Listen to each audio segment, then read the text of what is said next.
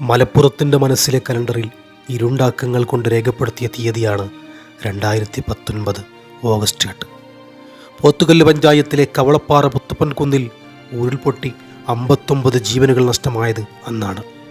44 വീടുകൾ പൂർണ്ണമായും 28 ഭാഗികമായും തകർന്നു. 18 ദിവസത്തെ തിരച്ചിലിനു ശേഷവും മൺകൂനുകൾക്കിടയിൽ നിന്നും 11 മൃതദേഹങ്ങൾ കണ്ടെടുക്കാനായില്ല. മലമുകളിൽ 1.5 മീറ്ററോളം കനത്തിലുണ്ടായിരുന്ന മേൽമണ്ണിന് താഴെ നിറയെ ഉരുളൻകല്ലുകളും പാറകളുമായിരുന്നു. മണ്ണിടിഞ്ഞു വീണ പ്രദേശത്തുണ്ടായിരുന്ന മരങ്ങളും പാറകളും ഒന്നാകെ താഴെയുണ്ടായിരുന്ന കുടിലുകളെയും ചെറുവീടുകളെയും തൂത്തെറുത്തിക്കളഞ്ഞു. മുത്തൻകുന്നി എന്ന വലിയ മലയിലാകെ തിങ്ങി നിറഞ്ഞിരുന്ന വെള്ളം ഒന്നാകെ കുത്തിയൊലിച്ച് പാഞ്ഞു വന്നു. ആ കുത്തൊഴുക്കിൽ തൂർന്നു പോയത് 59 ജീവനുകളാണ്.